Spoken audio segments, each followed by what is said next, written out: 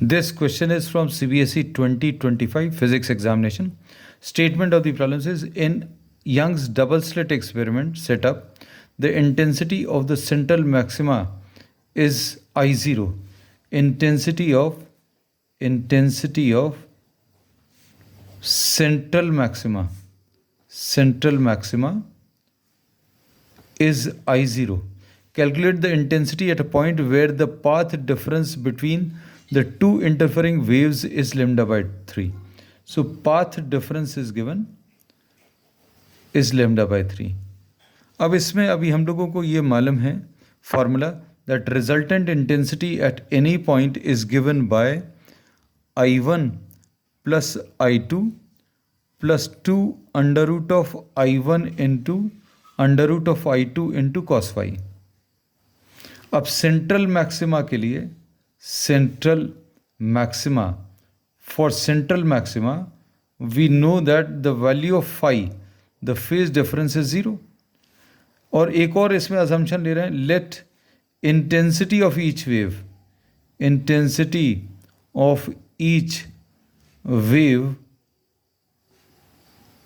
is I. तो resultant intensity at the center will be given by I plus twice under root of I into under root of I into cos 0. ये कितना आ जाएगा? I plus I is 2I. यहाँ पर 2 root I into root I will be I. Cos 0 की value 1 है. So this will be equal to 4I. If intensity of each wave is I, then the maximum intensity at the center और the central maxima phi की value 0 रखने पर ये कितनी आई है? 4I. And this is given in the problem. ये problem में I0 दिया है. This is given in the first step. ये देखो intensity of central maxima.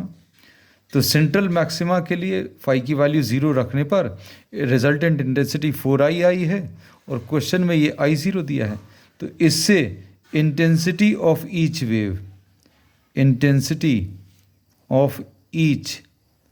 Wave मिल जाएगा और ये कितना आ जाएगा? I will be equal to I0 divided by 4.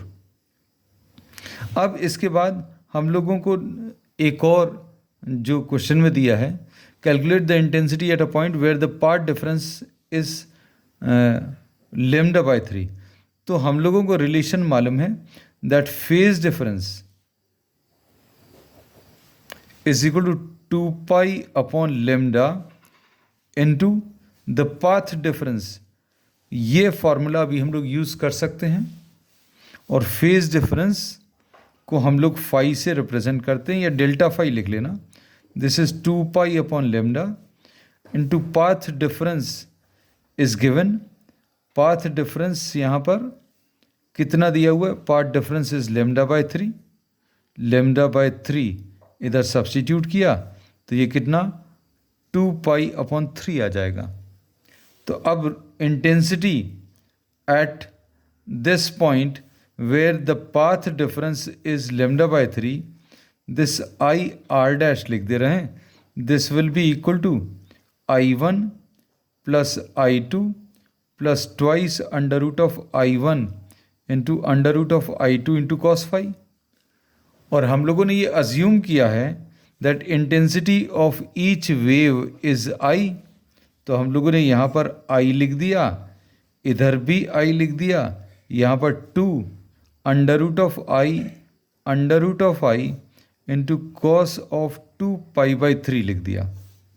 ये सॉल्व करने पर 2I आ गया, यहाँ पर भी ये 2I आ गया और ये कॉस 2 पाई बाई 3 इसकी वैल्यू इज -1/2. अब जो कॉन्सेप्ट अभी हम लोगों ने या फॉर्मूला जो यूज़ किया cos 2 pi by 3, this is equal to -1/2. तो ये याद रखना. अब यहाँ पर ये 2 और 2 कैंसिल होगा तो रिजल्टेंट इंटेंसिटी कितनी आ गई? 2I minus I. This is equal to I. But you have to find out this answer in terms of the intensity of the central maxima I0. और ये रिलेशनशिप अभी हम लोग निकाल चुके हैं.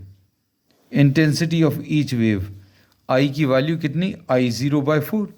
तो रिजल्टेंट इंटेंसिटी जो आई है, I R dash, this is equal to I, और आई की वैल्यू कितनी है, I0/4। So this will be the answer. So the intensity, the resultant intensity at a point where the path difference is λ/3, path difference अगर λ/3 है तो resultant intensity कितनी आ जाएगी, I0/4, where I0 is the intensity of central maxima. हम लोगों को answer चाहिए भी था किसके टर्म्स में, इन terms of intensity of central maxima. So this is the answer.